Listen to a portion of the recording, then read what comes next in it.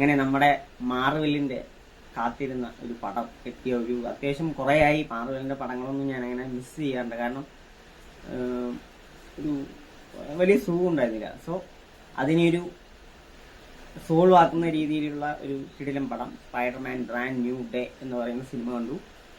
മാർവെല്ലിൽ തന്നെ വന്നിട്ടുള്ളതിൽ, ഈ റീസെന്റ് വന്നിട്ടുള്ളതിൽ നല്ലൊരു പടം തന്നെയാണ് ബ്രാൻഡ് ന്യൂ ഡേ എന്ന് പറയുന്ന ഈ സിനിമ.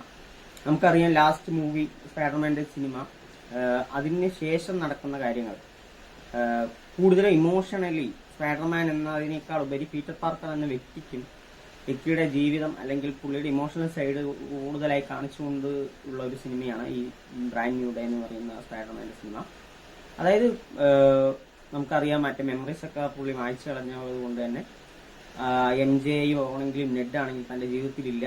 അപ്പൊ അതിന്റെ ഒരു ട്രോമയും കാര്യങ്ങൾക്കൊപ്പം തന്നെ സ്പൈഡർമാൻ എന്ന രീതിയിലുള്ള തന്റെ ഉത്തരവാദിത്വം പുള്ളി ചെയ്തുകൊണ്ടിരിക്കുന്നുണ്ട്. ബട്ട് ഭയങ്കര ഡിപ്രസ്ഡ് ആണ്, ഭയങ്കര സാഡാണ്. അപ്പോൾ ആ ഒരു ഫീലിങ്സ് നമുക്ക് കറക്റ്റ് ആയിട്ട് കൊണ്ടുവരാൻ ഈ സിനിമയ്ക്ക് സാധിച്ചിട്ടുണ്ട്. അതായത് ഞാൻ പറഞ്ഞത്, ഇതിൽ നല്ല ഹൈ മൊമെന്റ്സും ഉണ്ട് സിനിമയ്ക്കകത്ത്.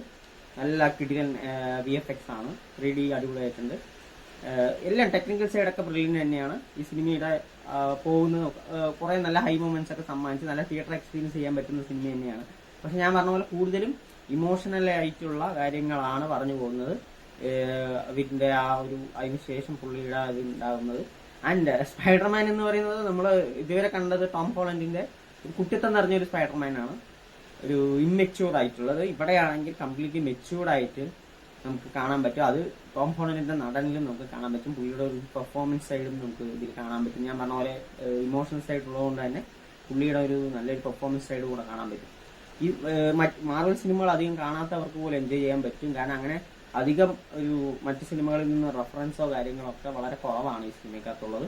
പിന്നെ ഒരു റുട്ടീൻ ആയിട്ടുള്ള ഒരു സംഭവം തന്നെയാണ് ഈ സിനിമയ്ക്കകത്തുള്ളത്. അങ്ങനെ ഒരു പുതിയൊരു ക്യാരക്ടർ വരുന്നുണ്ട് നെഗറ്റീവ് റോളിൽ. അപ്പോൾ അതും അതിന്റെ ഒരു കാര്യങ്ങളൊക്കെ പറഞ്ഞു പോകുന്ന ഒരു സിനിമ കൂടിയാണ് ബ്രാൻഡ് ന്യൂ ഡേ. മൊത്തത്തിൽ എനിക്ക് അത്യാവശ്യം നല്ല ഇഷ്ടപ്പെട്ടു. ഇതിന്റെ കുറവ് എന്ന് പറയാൻ പറ്റില്ല. പക്ഷെ ഞാൻ പറഞ്ഞ പോലെ ഇമോഷണൽ സൈഡ് കൂടുതലായതുകൊണ്ട് തന്നെ പല സ്ഥലത്തും ഈ സിനിമ കുറച്ച് സ്ലോ ഡൗൺ ആവുന്നുണ്ട്.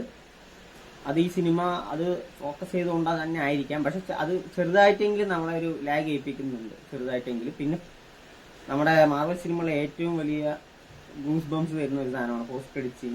അത് അത്ര ഇമ്പാക്റ്റ് ഒന്നും ആയില്ല എന്നുള്ളതാണ് വേറൊരു കാര്യം.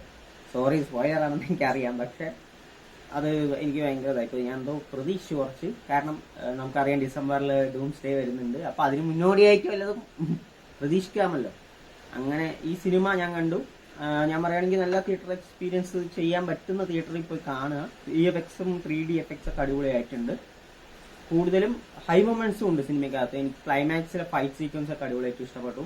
പിന്നെ കുറെ ക്യാരക്ടേഴ്സ് ഇതിൽ വരുന്നുണ്ട്. എനിക്ക് സ്പൈഡർമാനും ഫ്രാങ്കും